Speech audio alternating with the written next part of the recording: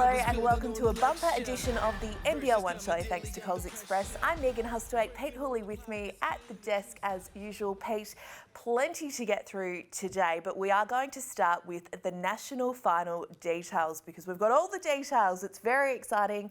I know how excited you are about it. You talk about it every week with such excitement.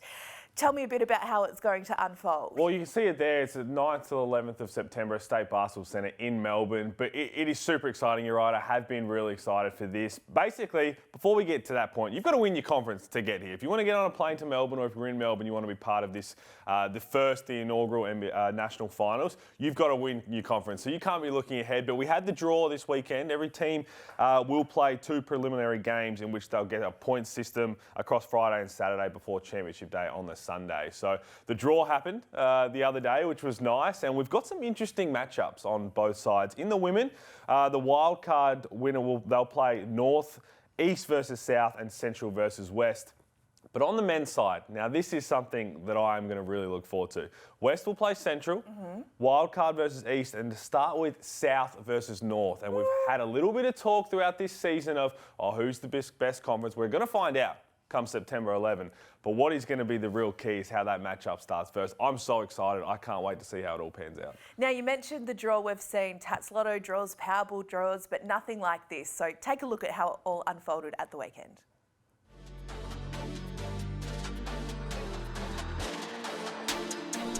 West, number 1. Central, Yep. 2. Wow. South, number 3. North, number 4. East is number 6. Number 2. The number is 3 for New South Wales. South, 4. 5.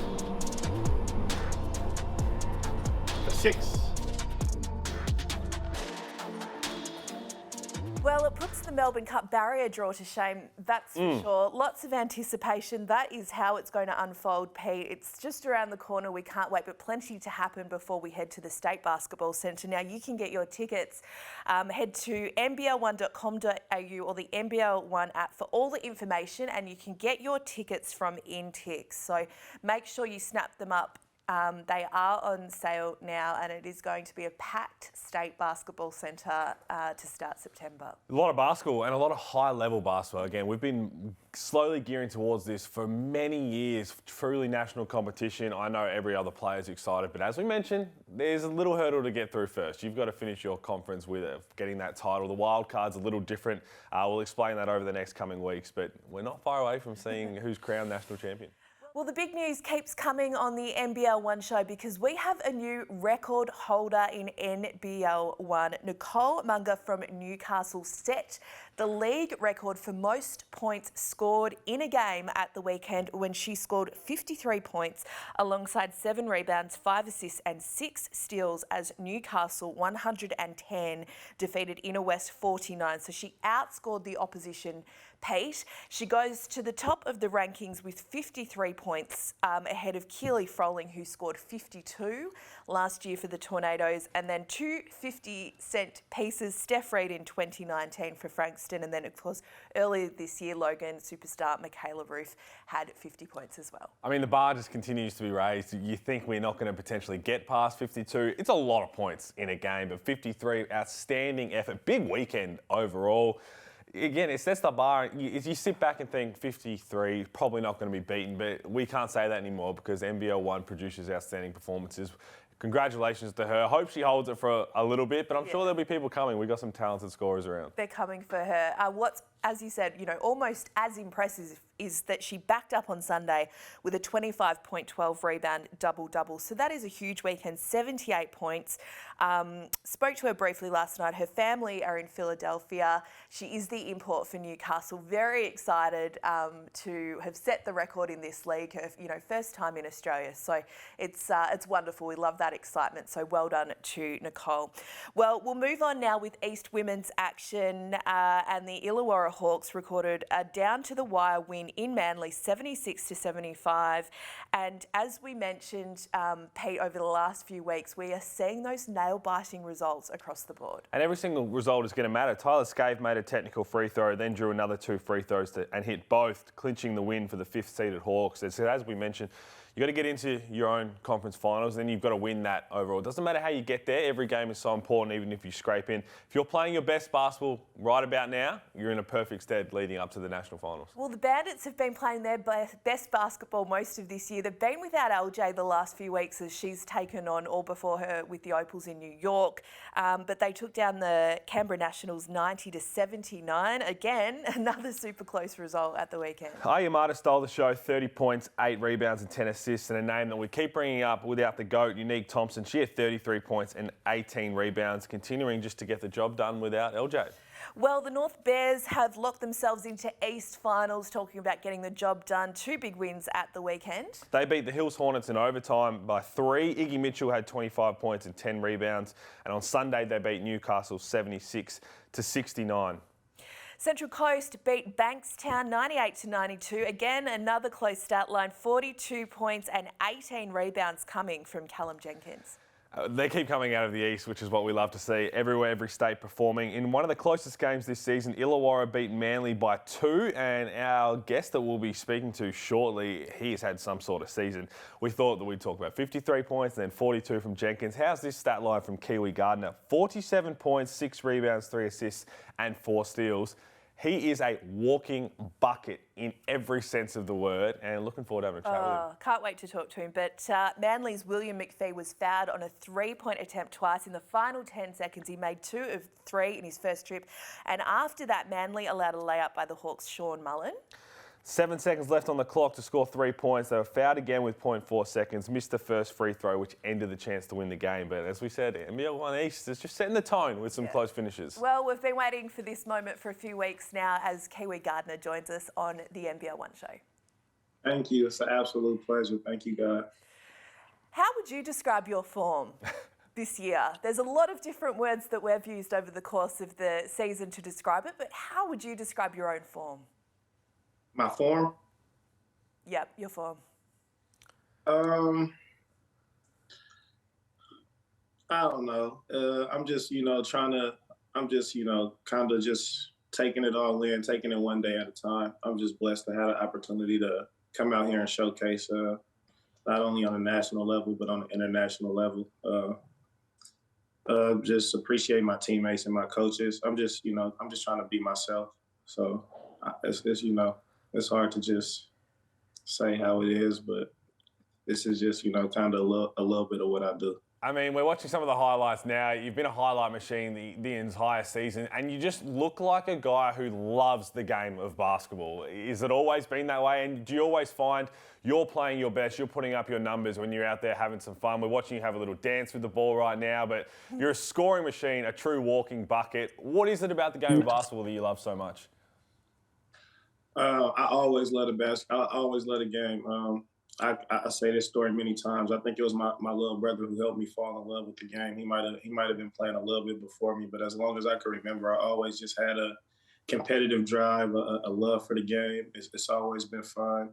I love to compete, and I just think that the game of basketball really translates to the game of life. So the way you approach the game, is kind of like the way I live my life.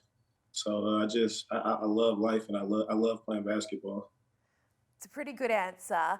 You've been breaking the internet this season when it comes to your NBL1 highlights, but you broke the internet properly in 2011 with a viral YouTube video. Can you tell us a bit about that story? Again, just out there having fun, being myself. My game has always been, entertaining. I remember my math teacher told me one day, she came to one of my games and she told me, I don't know anything about basketball, but it was like watching a ballet or something. It was fun to watch. So from that perspective, she kind of just told me, you don't have to be a fan of basketball to enjoy watching me play. And I just kind of always took pride in that, just having fun and competing, not being maybe smaller than some of the other guys out there, and just having that chip on my shoulder everybody always rooting for the underdog. So it's fun to watch. Just it's human nature to watch the small guy go against the bigger guy. I'm glad that you mentioned that, because that has been a few comments of people maybe throughout your whole career of you're not tall enough, you might not make it to that level, but you don't just score 47 points by accident, and that's a lot of hard work that's put into it. How much have you heard that throughout your career, that you might not be tall enough, and how much does that motivate you to prove people wrong? Because right now we've seen from you all season, but clearly from your whole career, that heart over height plays a big part of your life, and that you're deserving of every chance that you get to play at this level. No question. It kind of just keep me on my A game, keep me locked in, because I know, like you said, every chance that I'm on the court, it's an opportunity to not only prove somebody wrong, but to kind of prove people right too. I know people are kind of looking for an out, so I just try to make sure that I don't give them one. Just competing every time down. I don't think that it's not like uncommon, or I don't think that they're wrong for thinking that, because just as a basketball fan, I enjoy watching the taller players as well. I would like to have a 6'7" guy on my team over a 5'7" guy on my team too. But if you just watch the game and look at the productivity and what I do for my team and for my teammates on and off the court, just giving them encouragement, helping them get better, and just being selfless. I want to see everybody do well. So just having a guy like that around, and that's just who I've been. It's always been like that. Like I said, I don't think front office guys or coaches are wrong for thinking that way. But if you just look at what's going on, I think you can figure out I can be productive on the team. Well, no doubt about that. I mean, as I said, 47 points, but you've been doing that, averaging over 30. Your buckets seem to come so naturally. So overall, how are you enjoying everything in Australia? You're part of the NBL1 East. There's a chance if you win that conference, you'll be heading to Melbourne for the national conference that just popped up. How's everything going for you in Australia overall? Oh man, Australia is such a beautiful country. I haven't got the chance to just really explore, but I have been down to Melbourne. I get to go to Sydney a little bit. I still need to get to Queensland, Gold Coast, and Brisbane and things like that. But just, here in Wollongong, it's amazing. It's absolutely perfect. I don't feel like, I'm from California, so I don't feel like I'm too far removed from home. It's giving me very much Santa Cruz vibes. I played in Santa Cruz for a few years, also a little San Diego. Whenever I'm by the water, by the ocean, I just feel a little bit connected back to home, because that's what we do in California. We like the beach, we like the water. So just being able to go down to the lighthouse, going down to see the different views, and being able to kind of just feel like I'm at home. It's the language barrier. I played in many countries to where it's hard to speak to the locals and just to interact on an everyday basis, just as far as grocery shopping and directions. Everybody speaks English here. The hardest part for me has probably been driving on the opposite side of the road. But other than that, it's been cool. I got the hang of that after a month, and then a few weeks, and it's a great country. It's super safe. It's really clean. People are really nice. So I'm enjoying my time overall in Australia. I really like it here. So you just mentioned grocery shopping. Have you put anything Australian in your cart? Vegemite, Tim Tams, any Australian specialties gone in that cart? I don't know how you guys would feel about this. Do you guys eat kangaroo? I've actually only ever had it once, and that was in college at somewhere that actually had kangaroo, so everybody was trying to get me to be the first one. Not a huge fan personally. I think it's way too chewy, but you telling me that you like it? I like the kangaroo. There you go. It's a little chewy, and it remind me of beef, but I think that's probably the most Australian thing that I eat. I go down to at Coles or Woolies. They got some good kangaroo burgers over there, so I season those up and put them to work. Got to say, I did not expect that answer. I was thinking more like Vegemite. Yeah. Kiwi is eating kangaroo, and I am here for it. We're here for everything you're doing this NBL1 season. Well, yeah, and because of the way that you play and the way that you seem to love the game, how much are you going to enjoy when you get to the finals? We know there are a couple of teams above you, but when it comes to knockout finals, big games, how much are you looking forward to taking on that opportunity and hopefully getting your team into that national competition? Well, honestly, I kind of pride myself and try to get my team on the same mindset of just taking it one day at a time, taking it one game at a time, not looking forward too much and just basking in the moment. Watching the NBA and the great players, I always, they always say that your level of play should elevate around playoff time. So naturally, I'm just trying to lock in more and make sure I'm in the best shape that I can be in. And then just, our team practice has been getting a little bit more intense. So just kind of leading by example, bringing the intensity to practice and just getting everybody to prepare each game right now like we're going into a single elimination game. And I think if we do that and we prepare the right way, then I think we'll be fine. I'm definitely looking forward to continuing to play no matter who is against or, under what circumstances I want to play with this team, all the way into the end. So I'm looking forward to that. Well, we've waited a long time for this moment. It's lived up to every bit of anticipation. Thank you so much for joining us on the show. It's been a pleasure. Good luck for the rest of the season. We look forward to seeing you in finals because I think that's where you're going to do your best work. Absolutely, yeah. Good luck with everything. I think it's just the start of something special for you in Australia. So you can see by your attitude that I think good things are ahead, the way that you like to work. And let's see some more buckets. I will say before we let you go that there has been the challenge set. 53 points on the women's side is the record in nationally. So you got 47. So I didn't get to check the box score. I don't know if you missed a couple of bunnies that you probably should have made, but the challenge has been set. I definitely missed a few free throws. But, never going in with like a scoring goal. But I did. Congratulations to the lady that did that. She had a pretty good game, a really efficient, not a pretty good game, an amazing game, a really efficient game. And, touche to her. But we just, however it comes, we'll take it. We're just trying to pile on these wins. Thanks for joining us on the show and good luck for the rest of the season.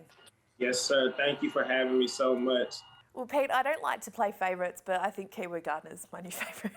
Oh, well, I mean, you say that every week, but it's for good reason because everyone we chat to, I just love the personality, but like the culture as well as being a walking bucket as well. So I think there are big things in store for him. I just love the way he goes about it. And he's so fun to watch. I think anytime you get to watch basketball and he's running around, good things happen. I don't say it every week. Not everyone's my favourite. Well, there you go. So the time she has said it, everyone go back on the tape, find out who she hasn't said it about. Do the maths. Let's talk North women's action now. And Townsville went 2-0 at the weekend, beating the Sunshine Coast 89-70 on Saturday. The play of the night was this full-court bomb from Madeline White. And on Sunday, they beat USC 93-59. They'll have Alana Smith coming back into that lineup too, Townsville. Hang on, have a look at that. Just a little right-arm heave, three-quarter court, and just looks so effortless. The highlights, you think you've seen them all, and then they just pop up, and that is an incredible shot.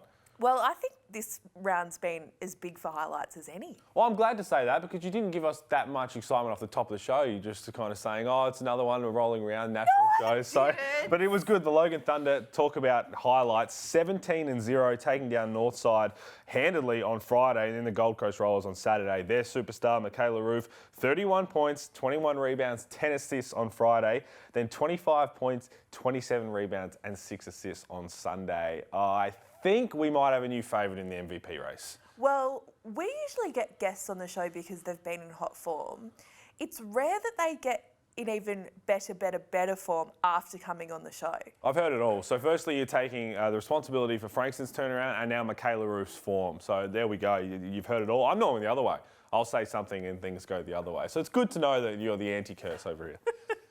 Let's talk about Mackay because they've locked in their final spot after a 2-zip weekend. Alicia Jenkins put up 19 points, 17 rebounds, and on Saturday they beat Darwin 91-85. Sky Ree had 16 points. Let's talk about North men's action now. Back from the Asia Cup, the Northside Wizards have their full roster. tough. I'm speechless. It's a very tough roster, then they put it all together. Mitch McCarron, Kevin White, Drimmick, Ding and Keanu Pinder. They beat Logan by 9 and on Saturday beat the Spartans by 7. 2 massive ducks by Keanu Pinder.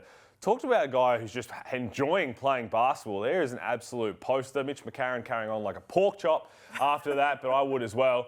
Doesn't stop there. This man is really enjoying himself. Have a look at this one.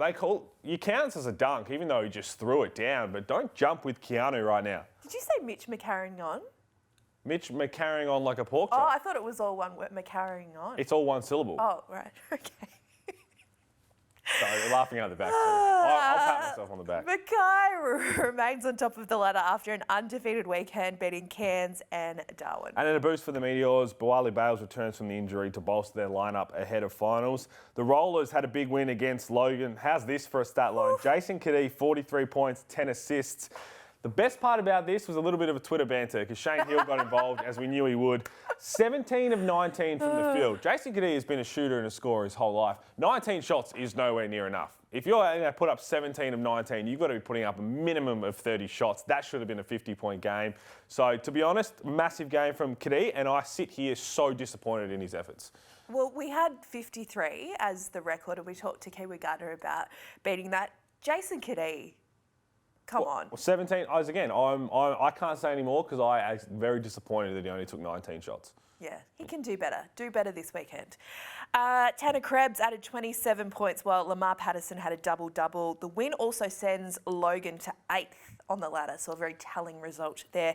As we move on to Central Women's action, and the Sabres have clinched their spot in the Central Finals series after defeating the Panthers 78-70. Kayla Matthews was the star, 21 points, 5 rebounds and 5 steals in the win. They joined the Bearcats as the 2 teams that have been locked into the finals. The Rockets beat the Lions 74-66 on Saturday off the back of a huge performance by Taylor Corrigan, who had 24 points and 26 boards. Big double-double, and the third-placed Eagles beat the 5th-placed Flames 70-66, and that's a game that could really be telling when it comes to the seeding of the finals. Yes, it's getting very interesting in NBL1 Central. As we move on to the men now, we'll continue the Eagles theme. They easily took care of the Flames 114-74. Tell us a bit about who top scored this week. Malith Machar, he's stepping up in DJ's absence. He had 28 points. Jack Purchase had 29 of his own. But the Eagles just chipping away with wins without their superstar and fine red wine in Daniel Johnson. So they add him back, and I keep saying it, but they're going to be a really tough team to beat. If they win Central, get to the conference finals, I'm excited to see how they go. Absolutely. Yeah. Just so many teams and not enough. That's the beauty of it. Places. That's the beauty of it. Yeah. We're not handing out participation awards. Did you ever receive any participation awards? Yeah, we talked about my child modelling. So anyway, Nate Shepherd had a game for West Adelaide in a win against the Eastern Mavericks. He had 41 points and 5 rebounds. And hopefully this is the last we talk about my child modelling failures. I don't think so.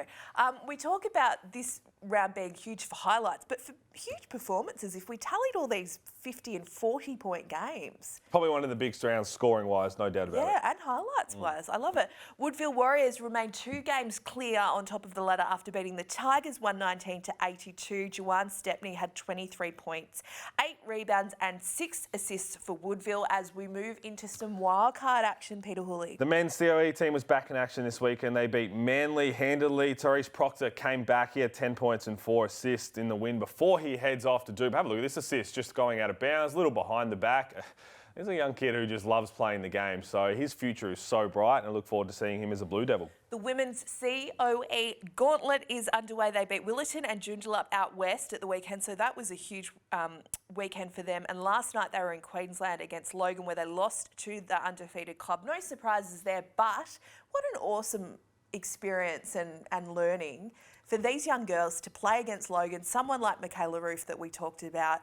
You know, these are the benefits of having the wild card. Oh, exactly right. And now tonight they face the Spartans to kind of finish that gauntlet. But we know the wild card has been a bit confusing at times, so make sure you jump online to try and understand it. But what it will mean is that come that wild card spot in finals, there is a team that should be very well deserving, who perhaps fall short in that elimination, who will get that chance. But again, for the COE, it's invaluable experience. We know they've been part of leagues in the past. I kind of like the way that it's worked out this season. You might have to use your Atticus to work out how... Word of the day. Yeah. Yeah. I can do that. Take that word. But I think that's a good way to work out wildcard, is to get your Atticus out. Well, we can have a look at that for next week to see who's currently in the line for that wildcard spot. Sure. Let's talk West women's action now. You don't need an Atticus to work that out. The Cougars took down the Slammers 93-60 on Saturday. Hayley D'Souza had 15 points, but we've got to talk about Mia Anderson, her only 3 points of the game coming off the top of the backboard. What a shot there in the corner. Hard to do. The Senators stayed in second place after going 2-0 in round 16. Beat Lakeside by 21. Stacey Barr had 42 points, another 40-piece, 8 rebounds and 5 assists. And on Sunday, they beat the Cougars handedly. Leonie Feibeck followed that up with 22 points and 15 rebounds. Stacey Barr, what a star. Oh, absolutely, 42. The 7th-seeded Flames gave the third-place Willetton Tigers a little bit of a scare, but Willetton escaped 95-92, another super close result. Taylor Ortleb. Now, I love this. Seeing out the NBL1 season, she signed with Carlton in AFLW, so she'll be playing footy in a couple of weeks, but she's seeing out the NBL1 season, 31 points. They weren't enough for the Flames, as Alex Sharp recorded 27 points, 12 rebounds and 6 assists for the Tigers in the win. Alex Sharp won everything on offer in NBL1 West last season. You can tell that finals are just around the corner because she is up and firing. Let's talk about NBL1 West now. Pete, will start with the Cougars, who have locked in their West final spot. Beat the Senators on Friday night, and then Gavin Field scored 39 points in Saturday's big win over the Slammers. The Senators, they made up for their loss on Friday with a win against Lakeside on Saturday. Kyle Zunic, a name that we're going to hear a lot about. Perth Wildcats development player, led the way with 29 points, 4 rebounds and 3 assists. And they could sit anywhere between 3rd and 6th when the finals begin. But a team that when they're playing well, full roster, you probably don't want to play. Well, I also don't think you want to play the Flames because they beat the Willetton Tigers 88-76 on Saturday night. To nobody's surprise, our guest from last week, Devondrick Walker, had a night out, 28 points. Tom Jervis just missed a triple-double, 9 points, 11 rebounds, 10 assists. Good to see. Good to see the old head getting the job done. No Greg Hire there. Now we'll move on. I knew that you were going to say Greg Hire after you talked about Tom being the two old heads. Yeah, two old you can't heads. talk about old without talking about Greg Hire. Well, hello, but I agree. But I'm also old, so I can take. I've got grey everywhere. Yeah, but you're not that old. You're just ageing. Feel old. Yeah. Let's talk South Women's now, where no one's ageing. Nuttawatting went 2-0 this weekend, beating Ballarat and Eltham.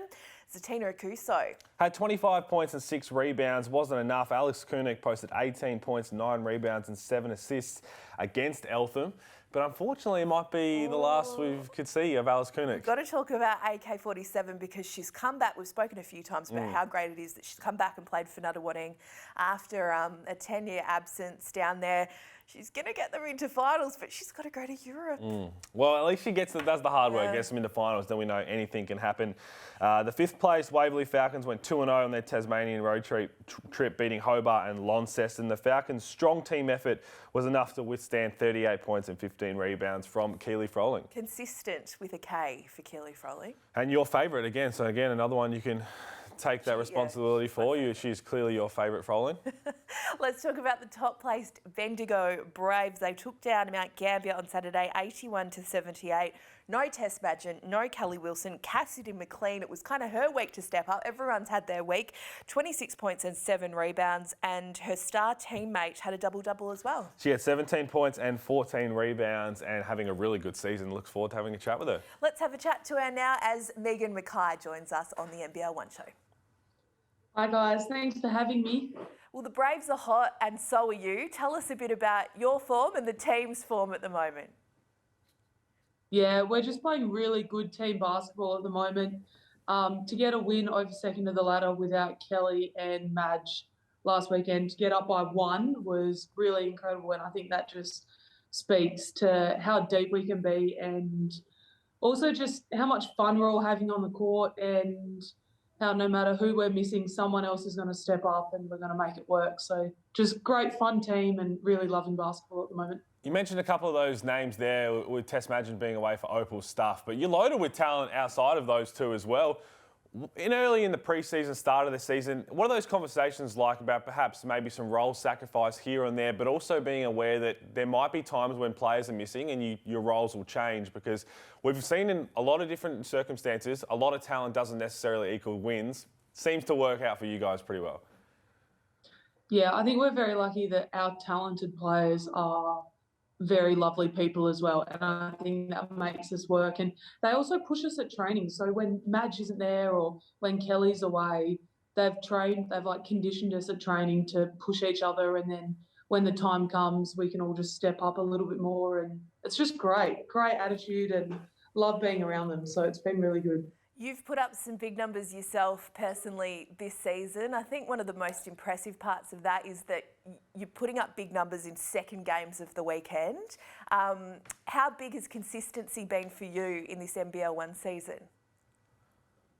Yeah, really important. I think I would like to say I am quite consistent normally, but playing with the Bendigo girls, they make my job very easy.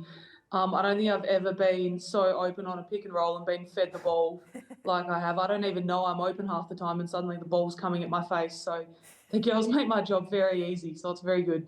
Well, we know we're getting to the business end of the conference finals. Just announced the other day the national framework, how that's going to be. You have to win your conference first, but how do you make sure that how well you've been playing as a team really rolls in to the finals in NBL1 South, but especially with there might be some disruptions, players in and out? I think we just keep chuffing along. You know, our trainings are being really good. Mark's doing a good job keeping a variety in there, which mentally, you know, keeps you rolling on and is a good diversity. But I think, yeah, the girls really add to the training, and when they're not there, they've put in the last 6 months of hard work making us better. And then when they go on, it's a little bit less of a distraction, I guess. So it's good. We just keep chuffing along and hopefully make it all the way through. Well, you've set up home in Bendigo, Megsy, because you played for the Spirit last season, had a great campaign, and you'll go around for them again in WNBL. Is it kind of like home now, playing your back-to-back seasons there in regional Victoria? Yeah, it sure is. Absolutely love being here, working down here. Feel like I've got a really good base, and being a country girl, I couldn't be happier to be back in a bit bigger than Katanning in WA, but it is just a big country town, lots of Land Cruisers driving around, and absolutely love it. You can't go anywhere without having to bump into someone, so really loving it. And yeah, I think Bendigo's kind of home now, which is good. Nothing wrong with that. Bendigo is a lovely place every time I've been down there. So you mentioned that you're a country girl at heart. So where do we find you right now? You're working down there. What do you do when you're not playing basketball? Yeah, so I'm very lucky, and I'm working with Elders, and I'm in their farm supplies team, and they've sponsored me in both my Spirit season and now in my Brave season. I've been lucky enough to actually just take some time off work and duck into their boardroom and have this chat. So very lucky. It keeps my mind turning over and just talking agriculture and the people involved, and absolutely love it. And it makes me even fresher and more raring to go for training tonight, actually. So it's good. Oh, I love it. You are a good country girl, Megsy. Where can we find Elders in Bendigo? Give them a shout out for anyone that's after their services. So Elders Bendigo is up in Epsom, and then I'm down at Elders Kyneton. So pop on in. Would love to give you a hand with all your gardening stuff. But yeah, just come in for a chat. Love it. We love the vibe that you're giving, because you look like you're enjoying yourself on the court. Before we let you go, I want to chat to you a little bit about your college transition into where you are now.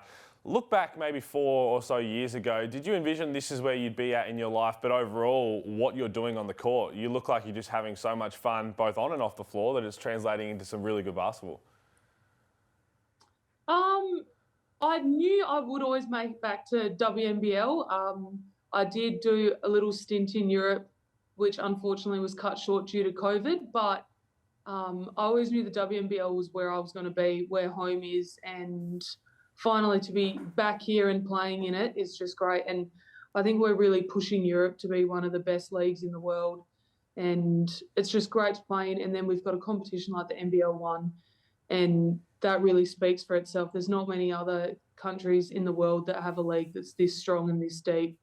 But yeah, coming out of the States, I think I knew I was going to end up here eventually. It was just kind of what time frame was going to make me come back, but always wanted to as well. So, well, you had a terrific debut season with Townsville, leading them into a grand final appearance in the Hub, and you've set up home in Bendigo, which we love because you're with the Braves.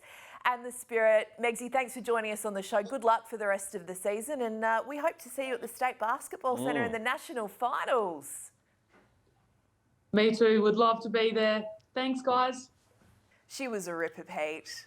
She's great. I Okay. mean, just love the vibe. And again, I think they're going to be a really tough team to beat, both in NBL1 South and then when the national finals. If they do get there, I think they're going to have a big part of that. Especially when they're winning like that without Tess Madgen and Callie Wilson. Well, let's move on to South men's action now. We love nothing more than a game winner, and we love nothing more than Adam Gibson. Well, in the corner knockdown, it was probably a little bit more uneventful than Adam Gibson would have liked. A little bit of time left on the clock, but that's what he's done his whole career, hit big shots, and that's what he did. It's a really important win for the Raiders, who have been in a little bit of a slump for the last couple of months. They're holding on to the 8th and final postseason spot, so we'll see how these next few weeks pan out. Well, Mount Gambier had a huge weekend, Pete, 2-0. Tell me about it. Well, they beat Bendigo on the road, who have been playing some really good basketball. They haven't lost too many as of late, and then defeated Geelong on Sunday. Michael Harris had 32 points in that game, but Mount Gambier again starting to find that good form they had earlier in the season when it matters most. Let's talk about a couple of milestones. Love a big milestone in NBL1 because it means that career has gone on long before NBL1 came into fruition, and Liam McInerney reached one for the Super Cats at the weekend. Seabull into NBL1. Yeah, 200 games, had my fair share of battles against Liam McInerney, so congratulations to him. I think he's got a little bit left in the tank as well, so we'll see how he goes, how much longer he plays. Speaking of 200 games, congratulations to referee Elliot Green, who also reached that milestone at the weekend. Seabull into NBL1. He got to officiate at his home association of Eltham at the weekend, so we love the refs and their contribution to the game. Congratulations to him.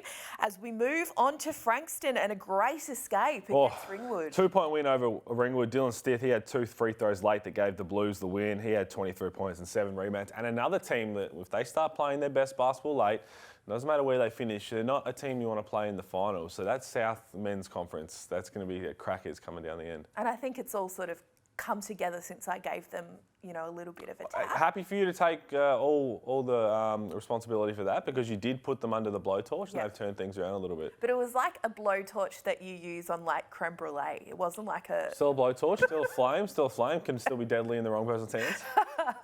Let's talk Commonwealth Games action now, because plenty of our NBL1 players are on the world stage at the moment doing us proud. Yeah, the women just fell short against England in the semi-finals, and now they'll face Kalani Purcell in the Tall Ferns in a bronze medal match Wednesday at 12 o'clock. The men's side beat Kenya in the quarterfinal, went on to win the semi-final against Scotland. Rematch now against England in the gold medal on Wednesday morning. That's at 4:30, so set the alarm, get the coffee going, and cheer home our men's team for gold. Yeah, or get on 7 Plus and watch the replay. That works too. Probably a little bit for me. A shout out to our star wheelchair basketballers as well. Both the women's and men's teams are headed to the gold medal match. They are the best in the business and the world.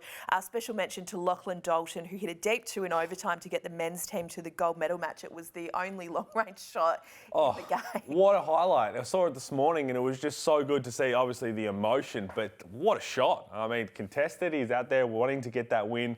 Loved it. Good luck to them. And again, it's just so much Australia gets behind every single one of everybody and athletes in the Com Games that obviously we have a little soft spot for the basketballers.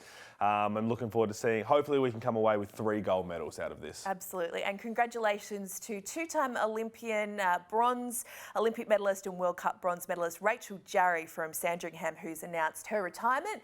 She'll hang them up at the end of the NBL1 season in a couple of weeks. So she's had an incredible career.